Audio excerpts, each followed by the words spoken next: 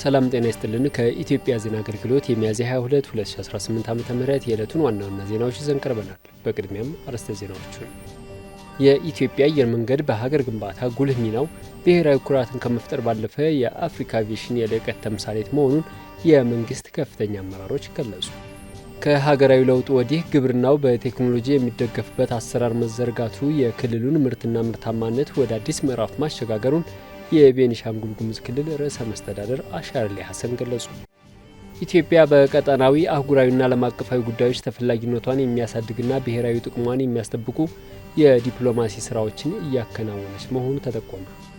የኢትዮጵያ ሀገር በቀል የኢኮኖሚ ማሻሻያ ንግድና ኢንቨስትመንትን የሚያበረታታ አስቻይ ምህዳር መፍጠሩን በኢትዮጵያ የፈረንሳይ አምባሳደር አሌክሲስ ላሜክ ገለጹ። የሚሉት የዕለቱ ዋና ዋና ዜናዎቻችን ናቸው። ዜናዎቹን በዝርዝር እንመለከታለን። ከዜናዎቹ ጋር አህመድ መሐመድ አብሬያችሁ ቆያለሁ። የኢትዮጵያ አየር መንገድ በሀገር ግንባታ ጉልህ ሚናው ብሔራዊ ኩራትን ከመፍጠር ባለፈ የአፍሪካ አቪዬሽን የልህቀት ተምሳሌት መሆኑን የመንግስት ከፍተኛ አመራሮች ገለጹ።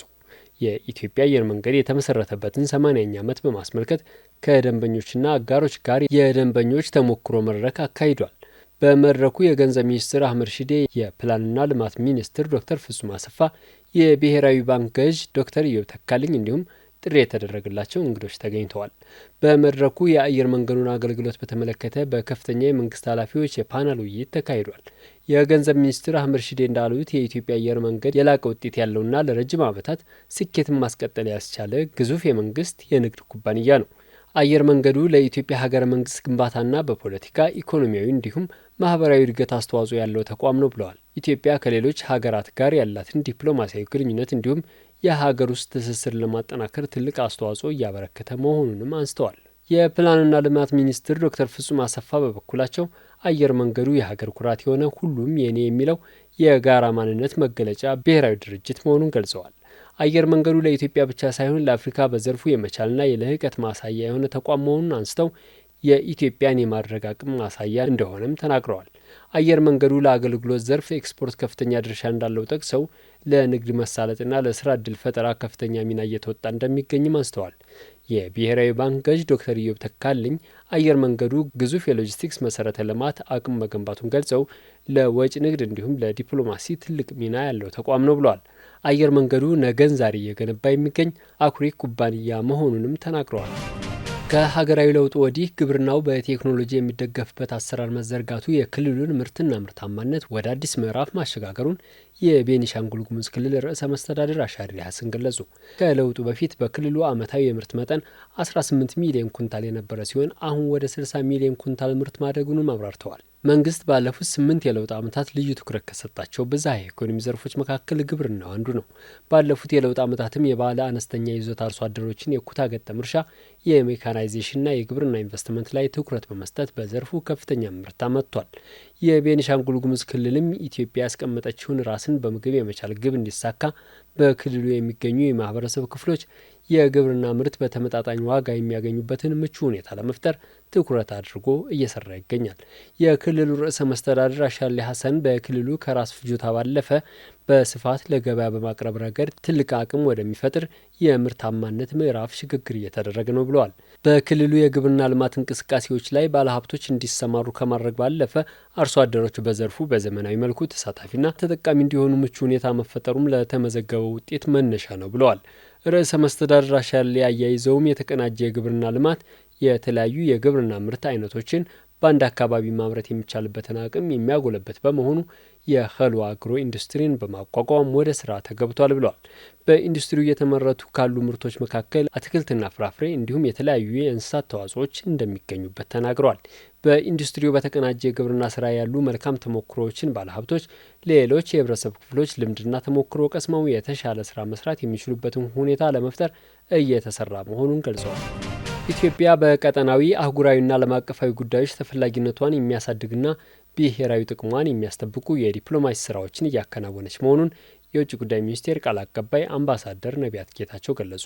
አምባሳደር ነቢያት ጌታቸው በወቅታዊ ዲፕሎማሲ ስራዎች ዙሪያ በሰጡት መግለጫ ባለፉት ሳምንታት የቡሩንዲ፣ የላይቤሪያ፣ ሞዛምቢክ፣ የደቡብ ሱዳን መሪዎች በኢትዮጵያ ይፋዊ የስራ ጉብኝት ማድረጋቸውን አውስተዋል። መሪዎች በጉብኝታቸው ወቅት ከጠቅላይ ሚኒስትር ዶክተር አብይ አህመድ ጋር በሀገራቱ መካከል ያለውን ግንኙነት የበለጠ ማጠናከር የሚያስችል ፍሬያማ ውይይት ማድረጋቸውን ገልጸዋል። ኢትዮጵያ በሰው ሰራሽ አስተውሎት፣ ግብርና፣ ቱሪዝም፣ በአረንጓዴ አሻራና በሌሎች ከፍተኛ እድገት ባስመዘገበችባቸው ዘርፎች ላይ ልምዷን ለማካፈልና በትብብር ለመስራት የሁለትዮሽ ስምምነት መፈራረሟንም ጠቅሰዋል። ከዚህም ባለፈ የፖርቹጋል፣ የባንግላዴሽና ኦስትሪያ የውጭ ጉዳይ ሚኒስትሮችና የቻይና የአፍሪካ ቀንድ ልዩ መልእክተኛ ጉብኝት ማድረጋቸውን አንስተዋል።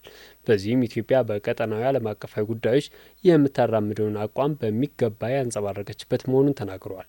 የውጭ ጉዳይ ሚኒስትር ዶክተር ጌዲዮን ጢሞቴዎስ በስዊድንና ኖርዌይ ባደረጉት ጉብኝት ከመንግስት የስራ ኃላፊዎች በተጨማሪ ከኩባንያ አመራሮች ጋር ውጤታማ ውይይት አድርገዋል ብለዋል። ኢትዮጵያ በንግድና ኢንቨስትመንት በተለይ በታዳሽ ኃይል፣ ቴክኖሎጂ፣ ቱሪዝምና ሌሎች ዘርፎች በጋራ መስራት የሚያስችላትን ዲፕሎማሲያዊ ስራ ማከናወኗን ገልጸዋል። ኢትዮጵያ የአፍሪካ ህብረት የሰላምና የጸጥታ ምክር ቤት ፕሬዝዳንትነቷን በሚገባ መወጣቷንም ገልጸዋል። እንደ አፍሪካ የሆርሙዝ ሰርጥ ጉዳይ ምክክር እንዲደረግበት አጀንዳ ማቅረቧን ጠቅሰው በሌሎች አህጉራዊ የሰላምና የደህንነት ጉዳዮች ዙሪያ ሀሳቧን ማጋራቷንም ነው ያነሱት። ኢትዮጵያ ያከናወነቻቸው የሁለትዮሽና ባለብዙ ወገን የውጭ ግንኙነትና ዲፕሎማሲ ተግባራት ብሔራዊ ጥቅሟን የሚያስጠብቁ በቀጠናዊ አህጉራዊና ዓለም አቀፋዊ ጉዳዮች ዙሪያ ተቀባይነቷን የሚያሳድጉ ናቸው ብለዋል። የኢትዮጵያ ሀገር በቀል የኢኮኖሚ ማሻሻያ ንግድና ኢንቨስትመንትን የሚያበረታታ አስቻይ ምህዳር መፍጠሩን በኢትዮጵያ የፈረንሳይ አምባሳደር አሌክሲስ ላሜክ ገለጹ። የኢትዮጵያ ሀገር በቀል የኢኮኖሚ ንግድና ኢንቨስትመንትን በማበረታታት ለዓለም አቀፍ አልሚ ባለሀብቶች ምቹ ምህዳርን ፈጥሯል። የዓለም አቀፍ አልሚ ባለሀብቶችም የኢትዮጵያ ምቹ የንግድና ኢንቨስትመንት ከባቢ በመጠቀም በተለያዩ የልማት መስኮች እንዲሰማሩ እያደረገ ይገኛል። የኢንቨስትመንት ኮሚሽን የ2018 ዓ.ም በጀት ዓመት የ9 ወራት የእቅድ አፈጻጸም ሪፖርት እንደሚያሳየው ኢትዮጵያ 3.52 ቢሊዮን ዶላር የውጭ ቀጥተኛ ኢንቨስትመንት መሳብ ችላለች። በኢትዮጵያ የፈረንሳይ አምባሳደር አሌክሲስ ላሜክ ለዚያ እንዳሉት ኢትዮጵያ እድገትና ብልጽግናን የሚያፋጥን ሰፊ የንግድና ኢንቨስትመንት እድል ያላት ሀገር ናት። የኢትዮጵያን የንግድና ኢንቨስትመንትን አማራጭ ለማስፋት መንግስት የሚወስዳቸው የፖሊሲ አማራጮችም የሚደነቁ መሆናቸውንም ገልጸዋል። በኢኮኖሚ ዘርፍ ልማትን ለማበረታታት የተወሰዱ የፖሊሲ ማሻሻያ ተግባራትም ኢትዮጵያን አፍሪካዊት ተመራጭ የንግድ ኢንቨስትመንት መዳረሻ ሀገር እያደረጋት መሆኑን ተናግረዋል። በኢትዮጵያና ፈረንሳይ መካከል ያለውን የንግድና ኢንቨስትመንት ግንኙነት የበለጠ ለማስፋትም በትኩረት እየሰሩ እንደሚገኝ አንስተዋል። ፈረንሳይም የሀገራቱን ትብብር የበለጠ ማጠናከር የኢትዮጵያን የንግድና ኢንቨስትመንት እድሎችን በመደገፍ ወደ ተሻለ የእድገት ምዕራፍ ለማሸጋገር ድጋፍ እያደረገች መሆኗን ጠቅሰዋል። በአሁኑ ወቅት የፈረንሳይ አልሚ ባለሀብቶች በተለያዩ የኢትዮጵያ ኢንቨስትመንት አማራጮቻቸውን እያሰፉ እንደሚገኙ ገልጸዋል። በቀጣይም የኢትዮጵያን ሰፊ የንግድና ኢንቨስትመንት አማራጮች የበለጠ እንዲያሰፉ ለማስቻል በትኩረት እየተሰራ እንደሚገኝ ተናግረዋል። በዚህም የሁለቱን ሀገራት ሁለንተናዊ ትብብር የበለጠ በማጎልበት የጋራ ተጠቃሚነትን ወደ ላቀ ደረጃ ለማሸጋገር በቁርጠኝነት እንደሚሰራ አረጋግጠዋል። የተከበራችሁ አድማጭ ተመልካቾቻችን የዕለቱ ዋና ዋና ዘገባዎች እነዚህ ይመስሉ ነበር። ከዜናዎቹ ጋር አህመድ መሐመድ አብሬያችሁ ቆየሁ። መልካም ጊዜ